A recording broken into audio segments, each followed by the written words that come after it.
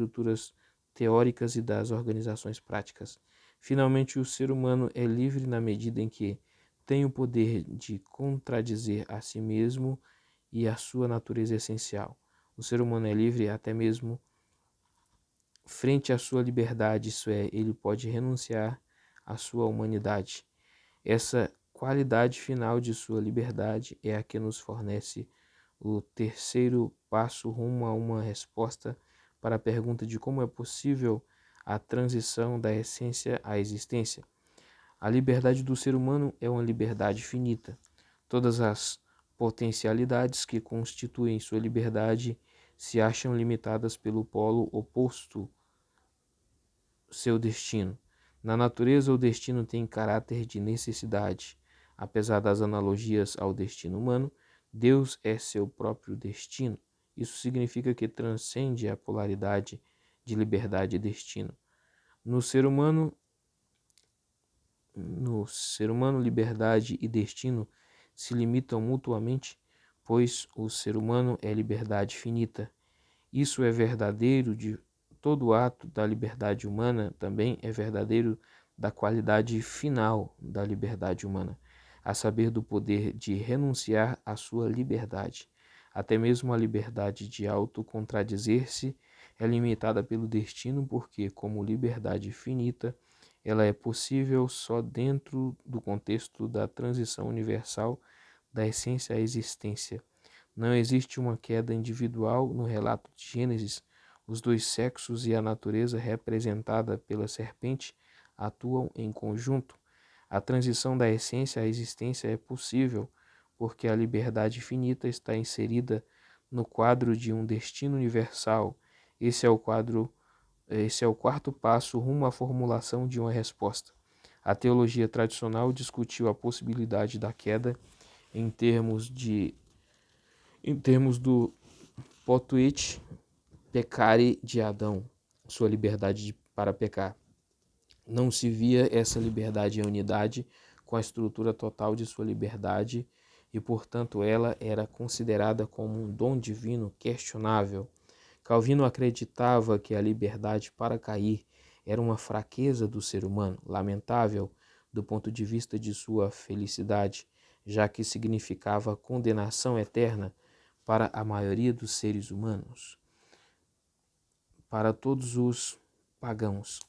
Esse dom somente é compreensível do ponto de vista da glória divina, do fato de que Deus decidiu revelar sua majestade não só através da salvação dos seres humanos, mas também através de sua condenação.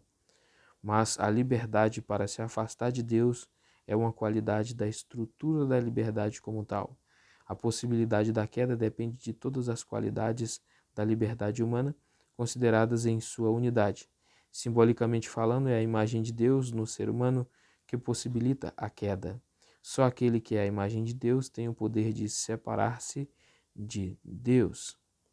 Sua grandeza é ao mesmo tempo sua fraqueza. Nem mesmo Deus poderia eliminar uma sem eliminar a outra. E se o ser humano não tivesse receio, essa possibilidade, e se o ser humano não tivesse recebido essa possibilidade, ele teria sido uma coisa entre outras coisas, incapaz de servir à glória divina, seja na salvação ou na condenação. Por isso a doutrina da queda sempre foi tratada como a doutrina da queda do ser humano, embora também tenha sido considerada como um evento cósmico. Número 3, inocência sonhadora e tentação.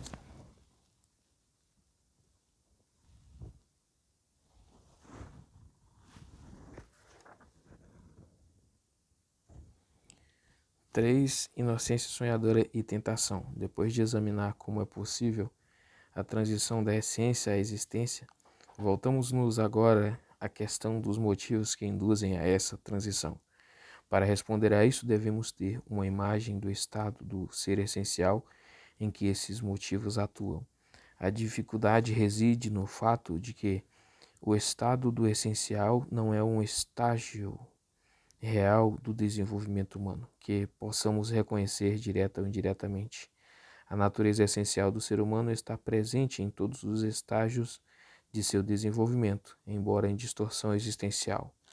No mito e no dogma, a natureza essencial do ser humano foi projetada no passado como uma história anterior à história, simbolizada como uma idade de ouro ou o paraíso. Em termos psicológicos, podemos interpretar este estado como sendo de inocência sonhadora. Ambas as palavras indicam algo que precede a existência efetiva, algo que tem potencialidade, mas não efetividade, algo que não ocupa lugar algum ou não, algum que é ou topos utopia, algo que carece de tempo, precede a temporalidade e é suprahistórico.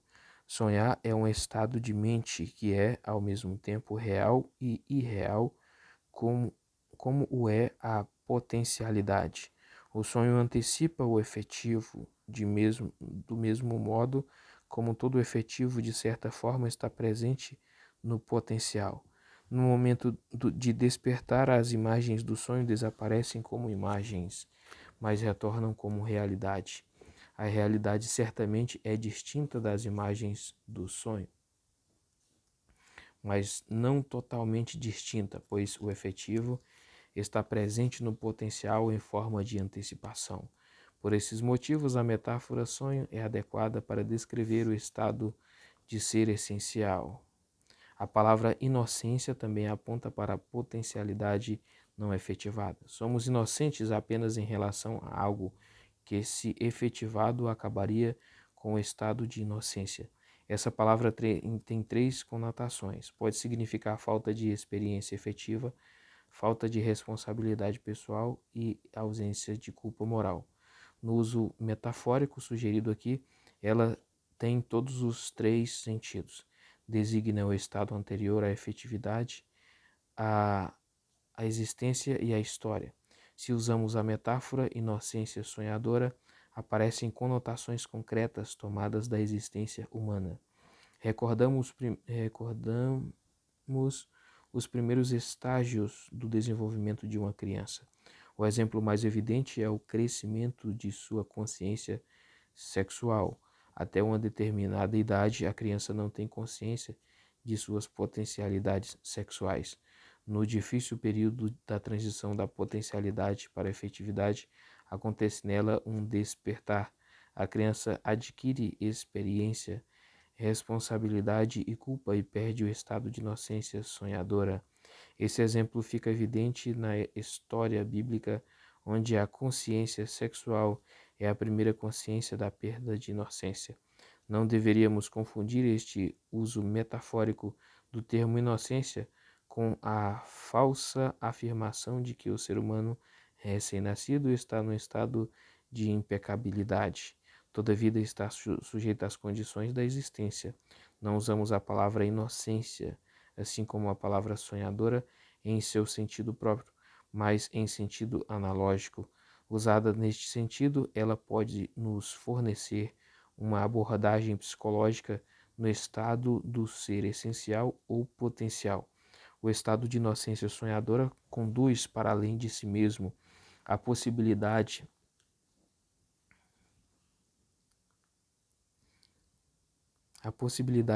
da transição à existência é experimentada como tentação. A tentação é inevitável porque o estado da inocência sonhadora não é provado nem decidido, não é perfeição. Os teólogos ortodoxos acumularam perfeição sobre perfeição no Adão anterior à queda, equiparando-o à figura do Cristo.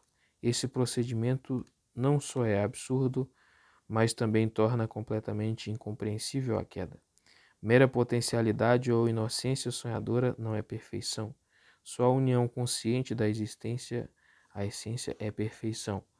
Deus é perfeito porque transcende a essência e existência. O símbolo Adão, antes da queda, deve ser antecedido, pois como a inocência sonhadora de potencialidades indecididas. Se perguntamos o que conduz a inocência sonhadora para além de si mesma, devemos continuar nossa análise do conceito de liberdade finita.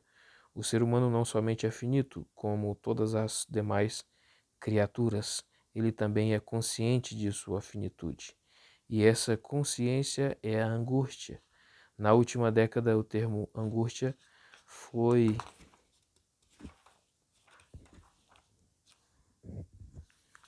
associado com a palavra alemã e dinamarquesa Angst, que por sua vez é derivada da palavra latina angustiae, estreitos, entre aspas, estreitos. Graças a Søren Kierkegaard, a palavra angst se tornou um conceito central do existencialismo. Ela expressa a consciência do ser finito, de ser uma mescla de ser e não ser, ou de ser ameaçado pelo não ser. Todas as criaturas são compelidas por esta angústia, pois finitude e angústia são a mesma coisa.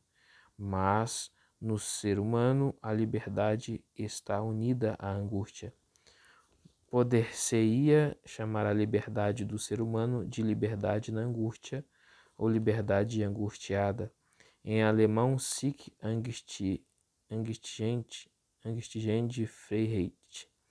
Essa angústia é uma das forças motrizes da transição da essência à existência.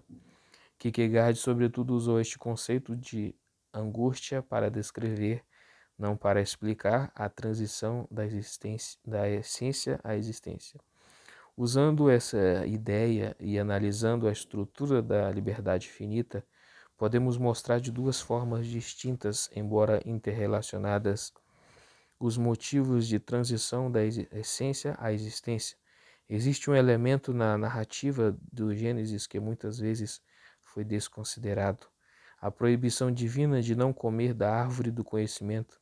Todo mandamento pressupõe que aquilo que é ordenado ainda não se cumpriu. A proibição divina pressupõe uma espécie de ruptura entre o Criador e a criatura, uma ruptura que torna necessário o mandamento, mesmo que seja dado apenas para pôr à prova a obediência da criatura.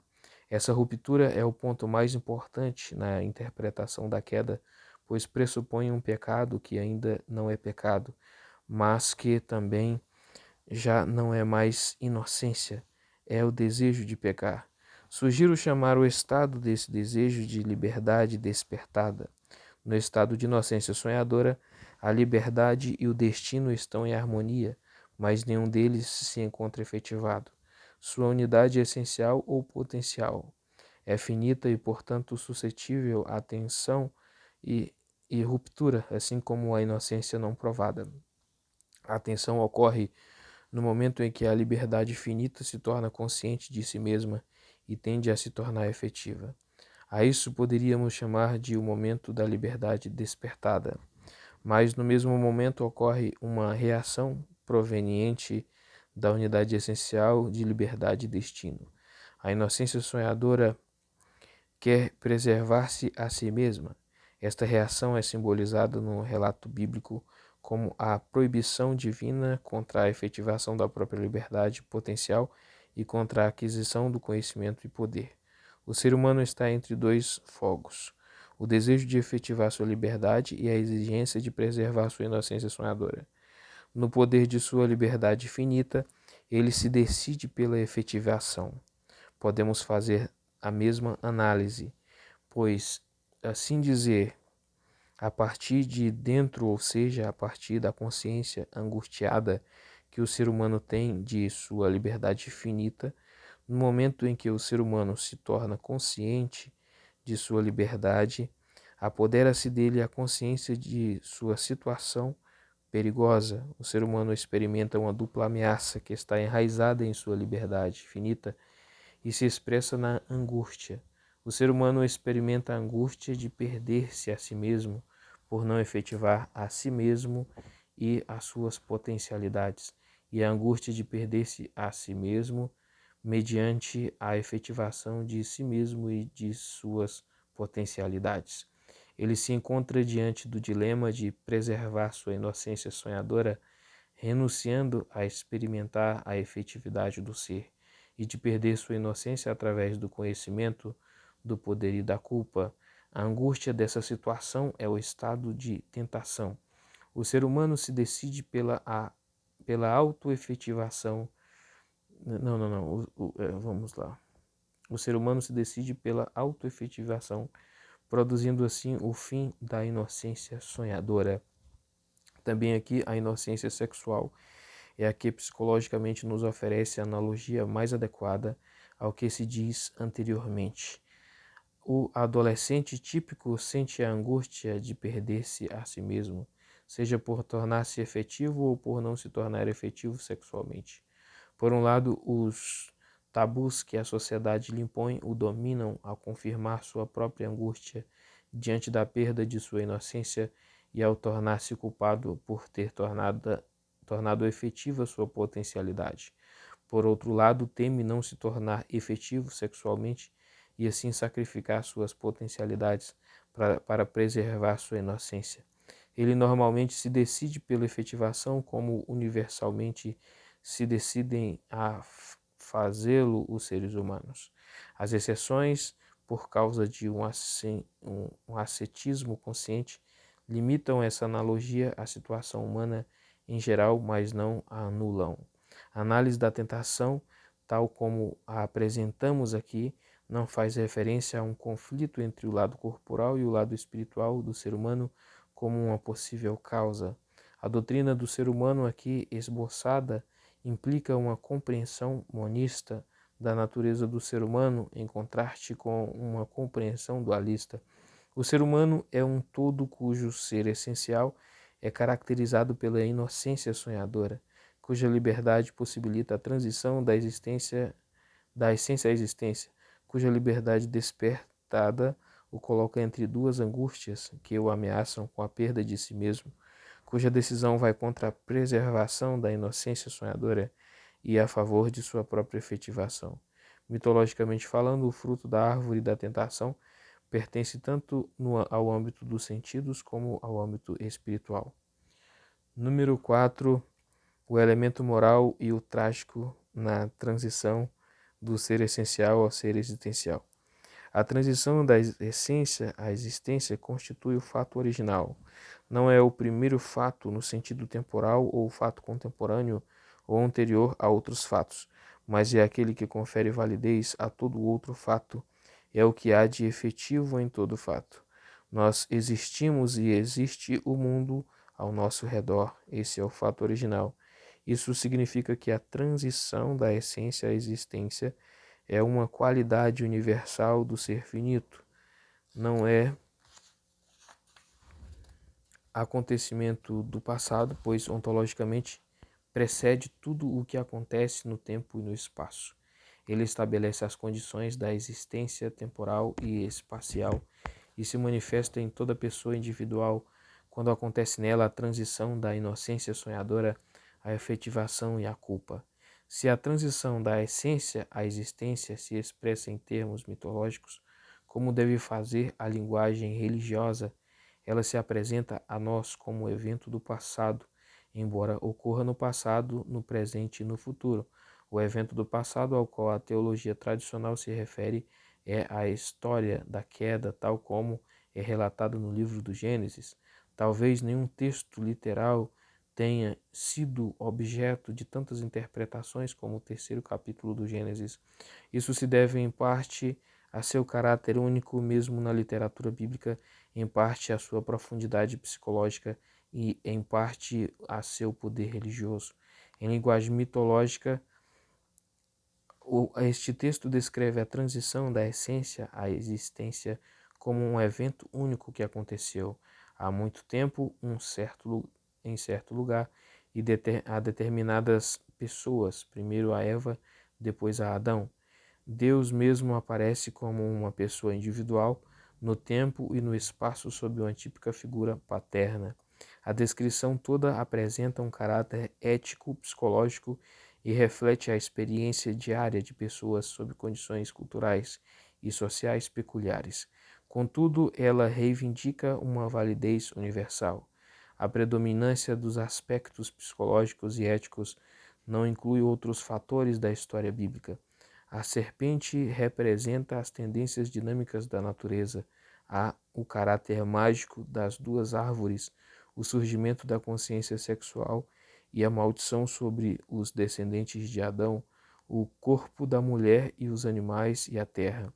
Esses traços da narrativa bíblica mostram que, sob sua forma ética psicológica, oculta-se um mito cósmico e que a demitologização profética deste mito não eliminou os elementos míticos, mas os subordinou ao ponto de vista ético.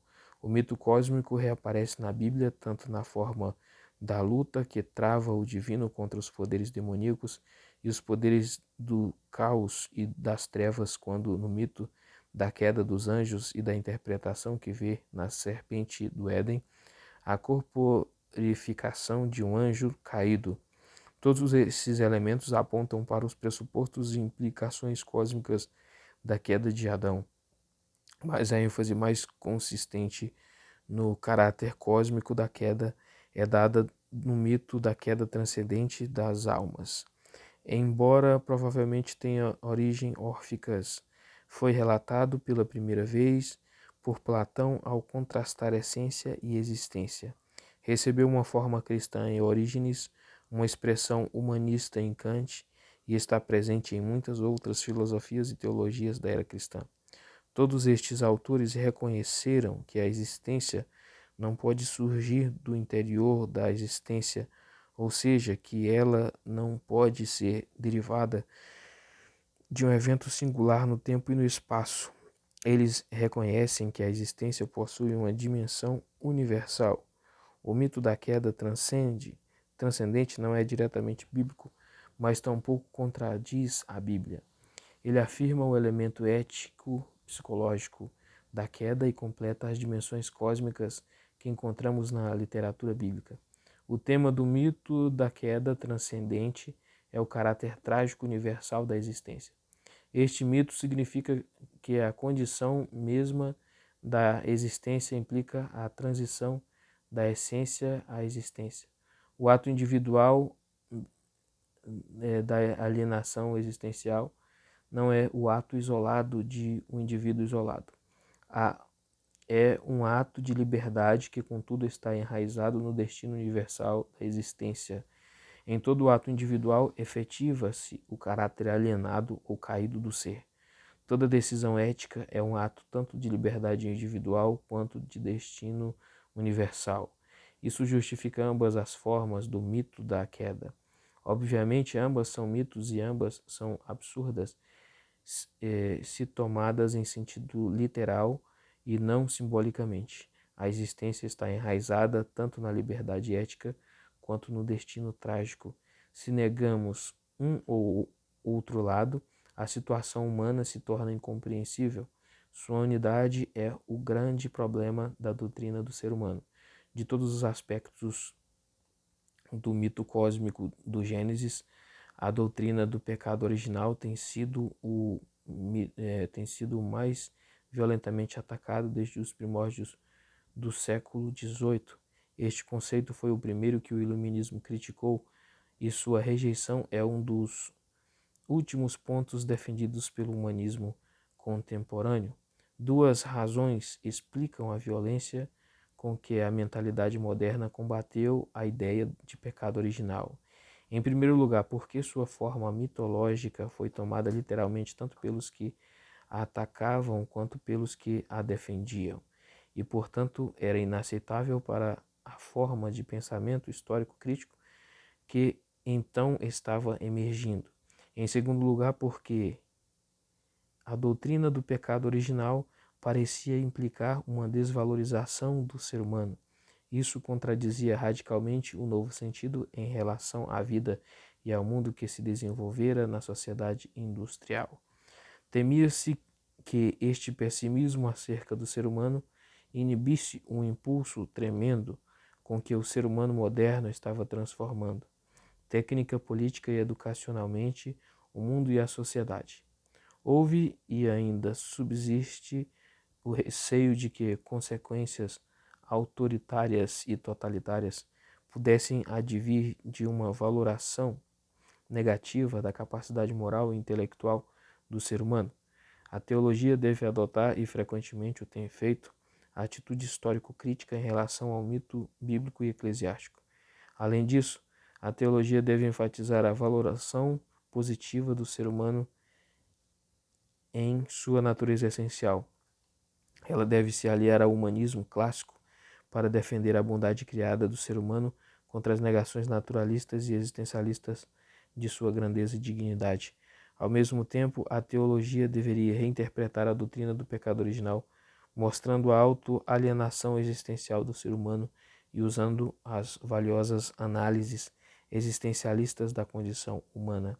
Ao fazer isso, ela deve desenvolver uma doutrina realista do ser humano, em que se equilibrem os elementos ético e trágico em sua autoalienação. É bastante possível que essa tarefa exija a supressão definitiva no vocabulário teológico de termos como pecado original ou pecado hereditário, e sua substituição por uma descrição da interpenetração dos elementos moral e trágico na situação humana. A base empírica para essa descrição se tornou bastante ampla em nossos dias. Tanto a psicologia analítica quanto a sociologia analítica nos mostram como o destino e a liberdade, a tragédia e a responsabilidade estão entrelaçados em todo o ser humano desde a primeira infância e em todos os grupos sociais e políticos ao longo da história da humanidade. A Igreja Cristã, em sua descrição da situação humana, manteve um equilíbrio constante entre ambos os extremos, embora frequentemente o tenha feito numa linguagem inadequada e sempre em direções conflitantes. Agostinho combateu por uma concepção equidistante do maniqueísmo e do pelagianismo. Lutero rejeitou Erasmo, mas foi interpretado por Flácio e Lírico como semi-maniqueísta. Os jansenistas foram acusados pelos jesuítas de destruir a racionalidade do ser humano. A teologia liberal é criticada tanto pela neo-ortodoxia como por um tipo de existencialismo, Sartre e Kafka, que apresenta alguns traços maniqueístas. O cristianismo não pôde evitar essas tensões. Ele deve reconhecer simultaneamente a universalidade trágica da alienação e a responsabilidade pessoal do ser humano por ela. 5. Criação e queda. A unidade dos elementos moral e trágico na condição humana suscita a questão da relação na existência entre o ser humano e o universo, e, consequentemente, a questão da criação e da queda. Tanto nos mitos extrabíblicos quanto nos mitos bíblicos, o ser humano é considerado responsável pela queda, embora esta seja concebida como um evento cósmico, como a transição universal da bondade essencial para a alienação existencial. Nos mitos, figuras subhumanas e supra-humanas influenciam a decisão do ser humano, mas é o próprio ser humano quem toma a decisão e recebe a maldição divina por esta decisão. Na história do Gênesis, é a serpente que representa a dinâmica da natureza do ser humano e ao seu redor. Mas sozinha a serpente é impotente. Só através do ser humano pode ocorrer a transição da essência à existência. As doutrinas posteriores combinaram o símbolo dos anjos rebeldes com o símbolo da serpente, mas nem isso pretendia eximir o ser humano de sua responsabilidade pela queda, pois a queda de Lúcifer, embora resulte na tentação do ser humano, não provoca sua queda. O mito da queda dos anjos não ajuda a resolver o enigma da existência.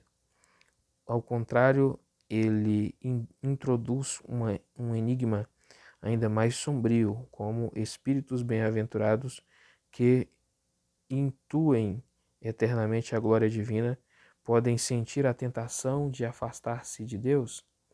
Essa forma de interpretar a queda do ser humano requer mais explicação do que a própria queda. Podemos criticar o mito porque confunde poderes do ser com seres. A verdade da doutrina dos poderes angélicos e demoníacos é que existem estruturas supra-individuais de bondade e estruturas supra-individuais de maldade. Anjos e demônios são nomes mitológicos para designar poderes construtivos e destrutivos do ser, poderes que se encontram ambiguamente entrelaçados e que se combatem mutuamente na mesma pessoa, no mesmo grupo social e na mesma situação histórica. Não são seres, mas poderes do ser que dependem da estrutura global da existência e estão envolvidos na ambiguidade da vida. O ser humano é responsável pela transição da essência à existência, porque ele possui liberdade infinita e porque nele confluem todas as dimensões da realidade.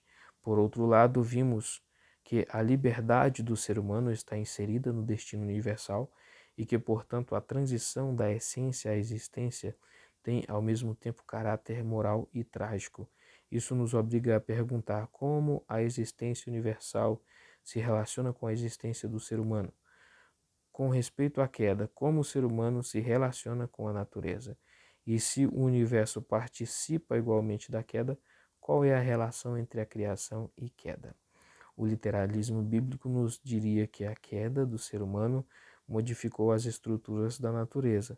A maldição divina sobre Adão e Eva implica uma mudança da natureza, na natureza do ser humano e na natureza ao redor do ser humano.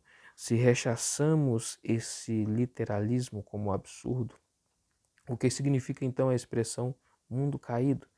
Se as estruturas da natureza foram sempre o que são agora, pode-se falar da participação da natureza, incluindo a base natural do ser humano em sua alienação existencial? A natureza foi corrompida pelo ser humano? Afinal, tem algum sentido essa combinação de palavras? A primeira resposta a essas perguntas é que a transição da essência à existência não é um evento no tempo e no espaço, mas a qualidade transhistórica de todos os eventos no tempo e no espaço. Isso é igualmente válido para o ser humano e a natureza. Adão antes da queda e natureza antes da maldição são estados de potencialidade, não são estados efetivos. O estado efetivo é a existência em que o ser humano se encontra com o conjunto no universo, e não houve tempo algum em que isso fosse diferente. A noção de um momento no tempo em que o ser humano e a natureza passaram do bem para o mal é absurda e não tem fundamento nem na experiência nem na revelação. Em vista desta afirmação, podemos perguntar: não é melhor abandonar o conceito de mundo caído e distinguir radicalmente entre ser humano e natureza? Mas não é mais realista afirmar que só o ser humano pode se tornar culpado porque ele é capaz de decisões responsáveis e que a natureza é inocente? São muitos os que aceitam essa distinção porque parece resolver um problema bastante difícil de uma maneira simples. Mas é demasiadamente simples para ser verdadeira, pois priva a condição humana do elemento trágico, do elemento de destino. Se a alienação se baseasse unicamente nas decisões responsáveis da pessoa individual, cada indivíduo poderia contradizer ou não contradizer sua natureza essencial.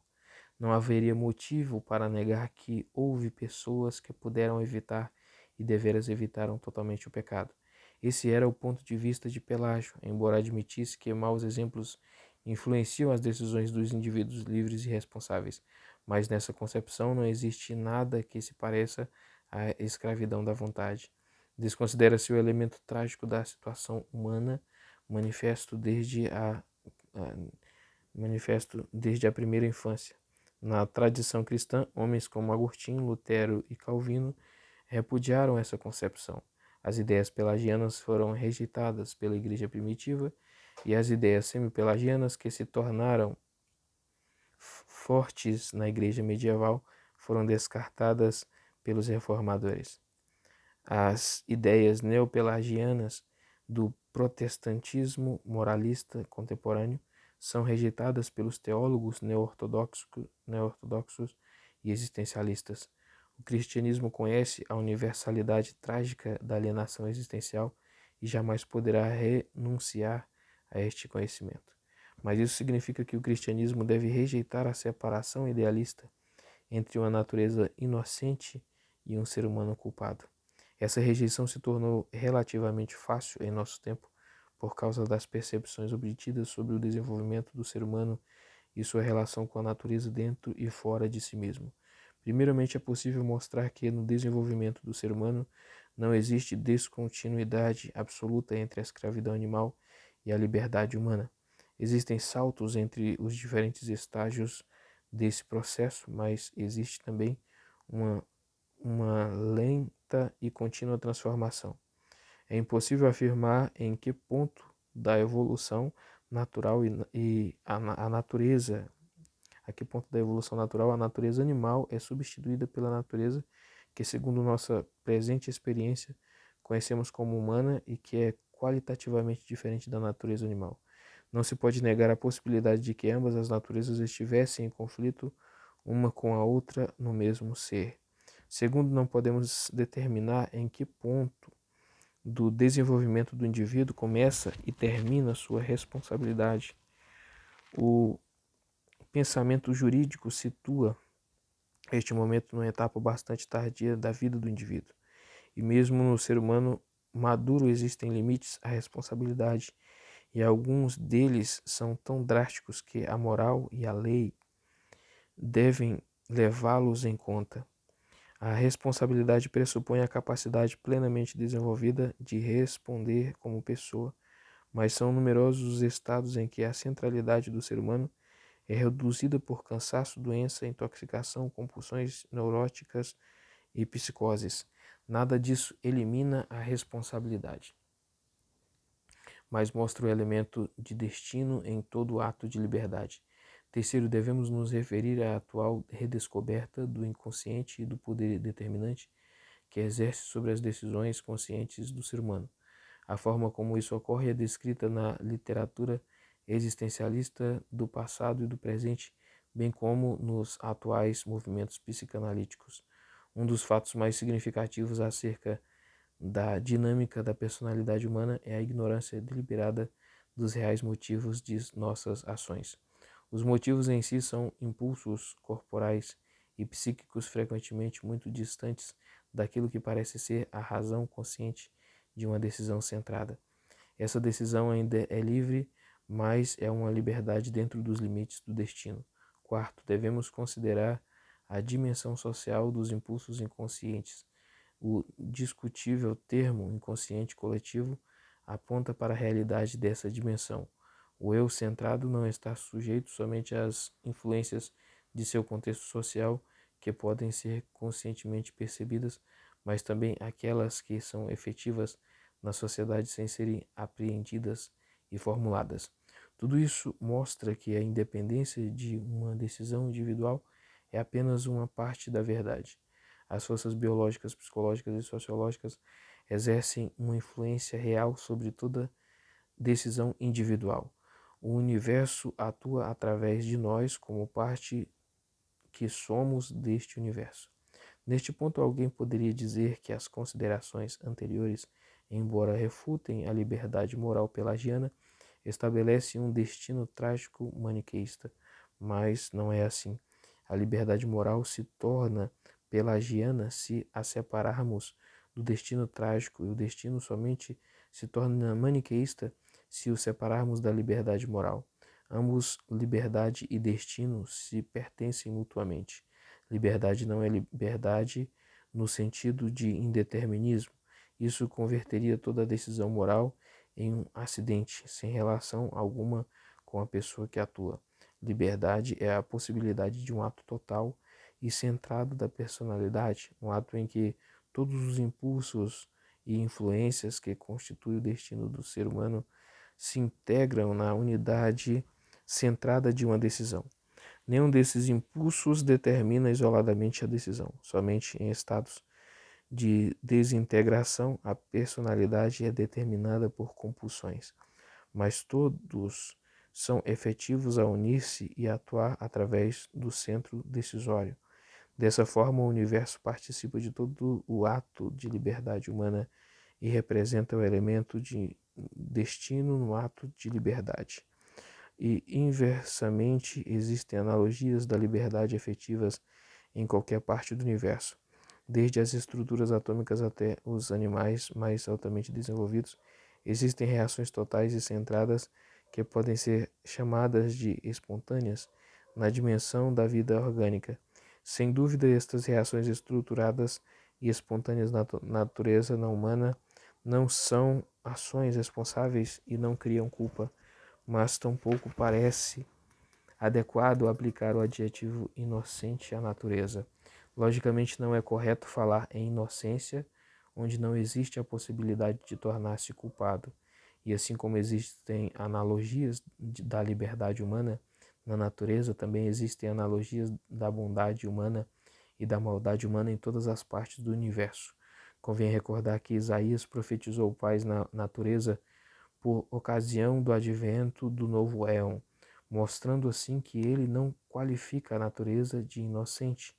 Tampouco o autor que em Gênesis 3 fala da maldição lançada sobre a terra declararia a natureza inocente.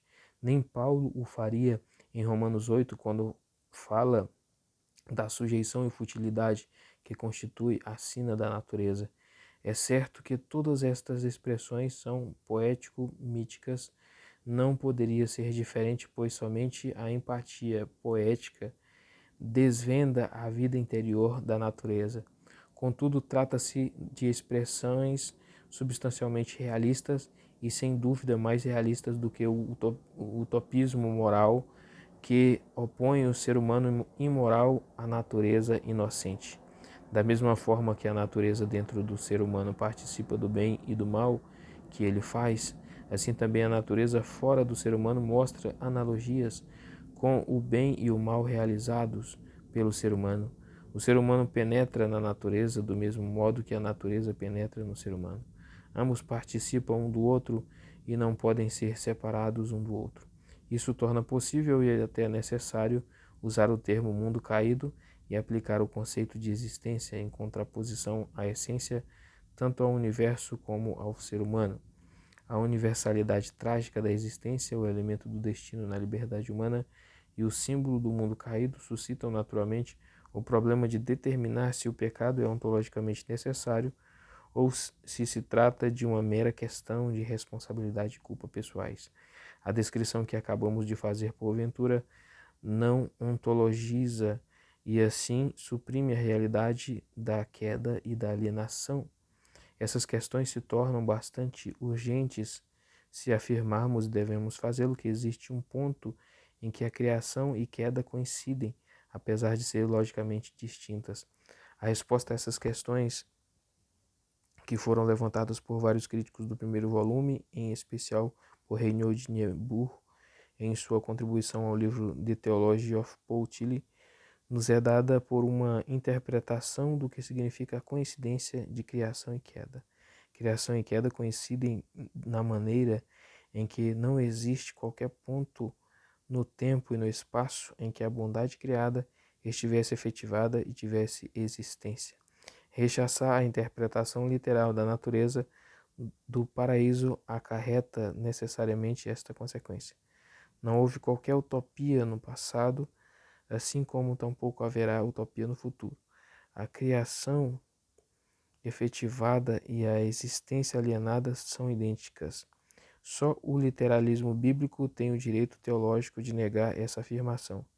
Quem descarta a ideia de um estágio histórico de bondade essencial não deve tentar escapar da consequência disso. E isso é ainda mais óbvio se aplicamos o símbolo da criação à totalidade do processo temporal. Se Deus cria aqui e agora, tudo o que ele cria participa da transição da essência à existência. Deus cria a criança recém-nascida, mas se é criada, ela cai no estado de alienação existencial. Este é o ponto em que a criação e queda coincidem, mas não é uma coincidência lógica, pois a criança, ao crescer e chegar à maturidade, afirma esse estado de alienação em atos de liberdade que implicam responsabilidade e culpa. A criação é boa em seu caráter essencial, ao se efetivar incorre na alienação universal através da liberdade e do destino. A hesitação de muitos críticos em aceitar essas afirmações, obviamente realistas, se deve a ser justificado temor de que o pecado se conserta em uma necessidade racional, como ocorre nos sistemas puramente essenciais. Apesar de tal receio, a teologia deve insistir que o salto da essência à existência constitui o fato original e que ele tem o caráter de um salto e não de uma necessidade estrutural. Apesar de sua universalidade trágica, a existência não pode ser derivada da essência. Letra C. As marcas da alienação do ser humano e o conceito de pecado. Número 1. Alienação e pecado. O estado da existência é o estado de alienação. O ser humano se acha alienado do fundamento de seu ser, dos outros seres e de si mesmo. A transição da essência à existência resulta em culpa pessoal e em tragédia universal. É necessário que esbocemos agora uma descrição da alienação existencial e de suas implicações autodestrutivas. Mas antes de fazê-lo, devemos responder à pergunta que já formulamos: qual é a relação entre o conceito de alienação e o conceito tradicional de pecado? Alienação, como termo filosófico, foi criado e aplicado por Hegel, especialmente em sua doutrina da natureza como espírito, geist, alienado, mas sua descoberta da alienação